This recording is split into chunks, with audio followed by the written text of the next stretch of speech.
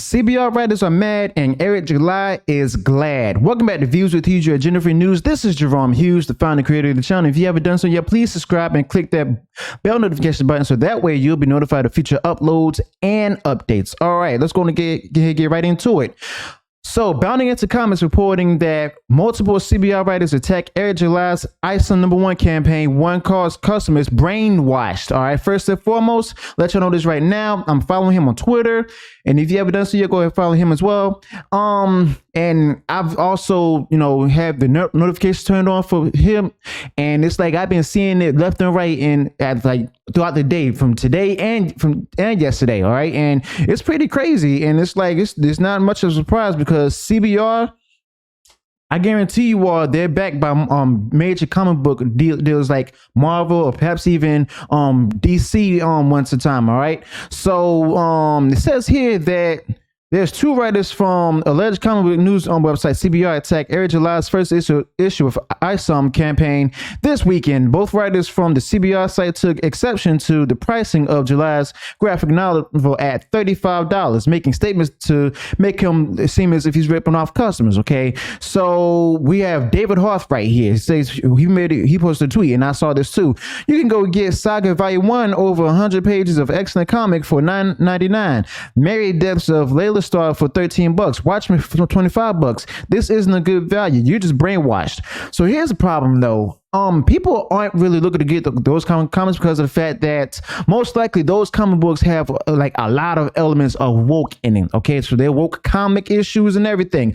I don't know. I don't have any interest in it. I mean, never was a Watchmen fan myself, but it's like, a lot of people aren't really, looking to get through that. And there's a lot of people out there supporting Eric July for what he's trying to do because of the fact that the major comic book companies and everything, they decided to go ahead and make everything current day politics and all of that, make everything woke and try to force it upon us, the customers. But it's no wonder why the mainstream comic book industry is failing right now. And that people who are independent writers, including Keanu Reeves himself, are making much more success than the comic book companies that are on the mainstream and stuff like Marvel, for example. Okay, so it continues that Hart compares the value of reprints of corporate properties to a self-made pre-order campaign when it would be more apt to compare what Eric July is doing to Kickstarter or Indiegogo projects of the same length of 96 pages.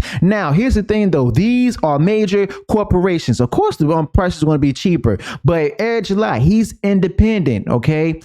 And it's like he's independent and it's going to be, of course, it's going to be at a high price and everything because there's no major company or corporation looking to back him, or he doesn't really have millions or billions of dollars just to go ahead and fund his own project. He went on ahead and took it to crowdsourcing and everything and crowdfunding as well. But the thing is, somebody from a media website like CBR.com and others are going to continue to pile on him, being upset and angry over the fact that he's doing these things. Okay, so it also states that on recent popular crowdfund, Skies of Fire on Kickstarter offered their basic books of similar length for $30, similar price point to the ISOM #1 book. Mark Wald's Irredeemable campaign had a reprint campaign with its first value of a standard 24-page comic at $20.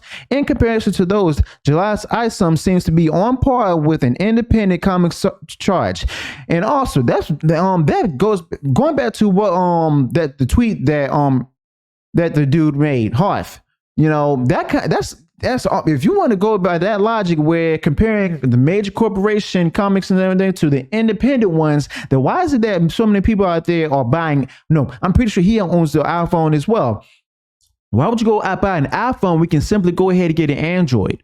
Get preference. We got preference too, okay? Our preference is now the independent comic book companies because of the fact that they're not putting anything current day politics or not doing any virtue signal of any kind. They don't have an agenda. They don't have a narrative trying to spin. They just want to get back to what the comics are originally supposed to be doing, which is entertain us. Okay, but we're not being entertained with the current day Marvel or the current day DC comics or like even Image comics and stuff. We're not being entertained by that. We're being thrown a lot of political shade and everything by these companies in the effort to reach out to people who would identify with these characters in the comics. But I digress. Let's go ahead and move right along. So then another writer from CBR who goes by the name Ant said, just because I deliberately made it unaffordable to purchase doesn't mean that it's too expensive. And he quoted, and that was a quote that he made. One of the best superhero comics ever written, All-Star Superman, costs roughly $30 on Amazon when not on sale. Okay, so he's not a writer. Wait, he is. So I was right. So he is a writer. Okay. So the thing is, he's stated that he's attacking him, tweeting that, you know, he's comparing it to his books to Amazon. And then David Hawk continued an argument with Eric July once the Isom creator saw the tweets attacking his book, and Hawk accused July of picking up on a nobody for replying to the attacks on his unreleased comic book. He also illuminated that there appears to be a policy at CBR not to cover right-leaning books. So he didn't like being called out. That's what it basically is. He don't like being called out. The truth now, the truth about him has been set into light, and he's trying to keep it hidden, so put it back into darkness. But it's too late now because the audience and supporters and members seeing what just happened. We don't cover Comics Gate either, mostly because both you and them are all anti all of these things that we write about, he tweets. This site used to be called Comic Book Resources before it be branded to CBR, and one might expect that they would be writing about comic books and comic news, which Isom #1 should qualify as the comic book, as sold more than 50,000 copies from 40,000 customers as of this writing. But very few comics from Marvel or DC reach such as thresholds in sales. I wonder why. Which makes this one of the top selling books of the year. So basically, they're jealous, and either that or they're trying to keep their commission or the financial backing from the major corporations and stuff to keep lining their pockets and everything. They're going ahead and defend the one that give them the money, so they will become jealous. Or they themselves could have a narrative as well.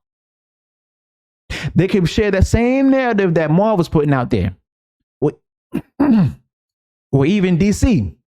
All right.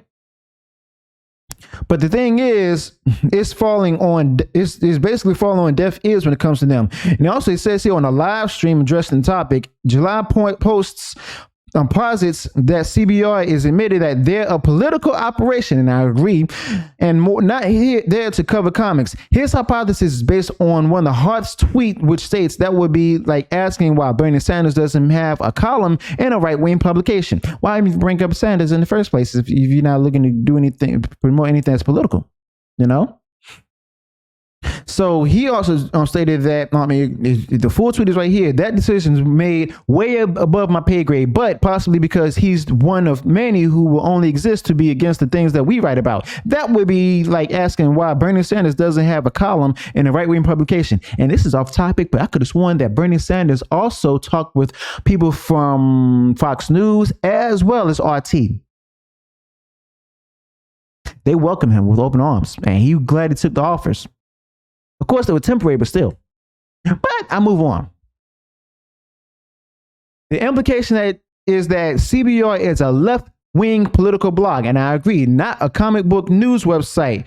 If true, this marks a rare moment where the mainstream entertainment media admits its political biases. It appears as if there is a coordinated narrative being crafted by mainstream media against Eric July's comics. July's theory, according to a recent live stream, is that companies for these alleged news platforms get access to Marvel and DC books and act as mouthpieces of those corporations in exchange. That is exactly what's going on. That's exactly what's going on. And the fans are seeing it. We've seen it for the past few years, if not decade. Okay? Problem is, they don't want us to reveal that because they know they're going to lose customers. And when they lose customers, they're going ahead and call them alt-wing Yahtzees and sexist and other isms and ists and istophobes and stuff. Okay. So the customers got tired of that. So they went on their head, stopped supporting them, dropped their subscriptions, and then looked up things that are either manga or independent comic books.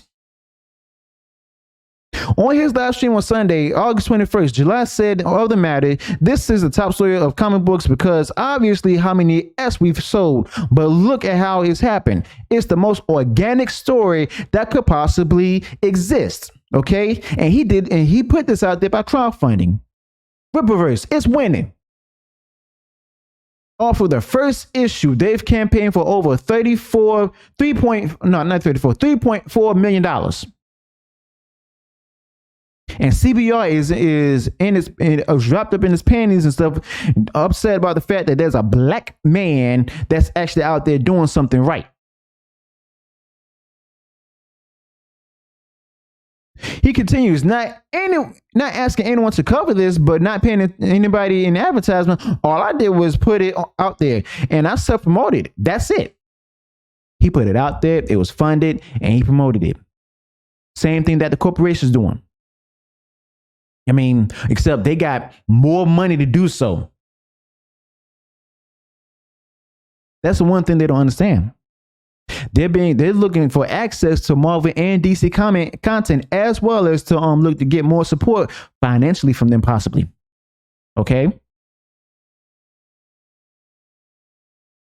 And with the success of Items number one sales exceeding all but the very top selling issues in comics, it is one of the biggest stories in all comic news. It seems dishonest to try to suppress the story, but by not reporting it. And I've reported on that before, which would be a disservice to readers of a comics news website. Fortunately, readers have this site, which will cover the comic book news and stuff. Yes, Bonding into Comics. That's one of the comic book websites that actually reports things that has no narrative. Okay. So my thing is, they keep going ahead and speaking ill about him and slandering him to the point where, they throw false accusations to the man. All he's done is just self-promote. He also did crowdfunding, and it's the reason why he promoted through this price with the high prices. Now, yes, I admit it, the prices are high, but at the same time, we're getting the quality that we want. Just like we do with iPhones or clothes. If it has the right quality, if it has good quality, then you're going to want to pay, even if it costs high, you want to pay for it. And apparently there's a lot of people out there who can afford it because of the fact that, and they also understand, but you just call us brainwashed, But it's like this. They're upset that they're losing. The comic books industry is losing. The independent comic book creators are coming out and making big things, doing big things for big people. And the big wigs and corporations are upset about it. And they're also getting scared because of the fact that their virtue signaling is the reason why so many customers have left. They're putting out there things we don't want. Eric July to get us the things that we want and need. They're putting current day politics into our escapisms. Eric July created a new comic book escapism that doesn't have any narratives. And it's also a pity about that they're going through these so many lows and everything that they can't really take the L. They're going down swinging. It's their pride that they depend on instead of integrity. Eric July, on the other hand, he's not responding with any ill will. He's not repaying evil for evil. Instead, he's taking a higher ground. He's actually smiling because of the fact that people like them are often proving him right. And he's not worried about it either because he knows that a lot of people support him and he's thankful for that. And we're going to keep supporting him. Let me know your thoughts about this. What do you think about the whole thing? Are you also supporting the Rippaverse? Are you looking to buy the issue of Rippaverse? And also, will you continue to support other independent comic book creators? What's your favorite independent comic book? Also, suggest me any independent comic book that you know of out there right now, even manga or even anything anime.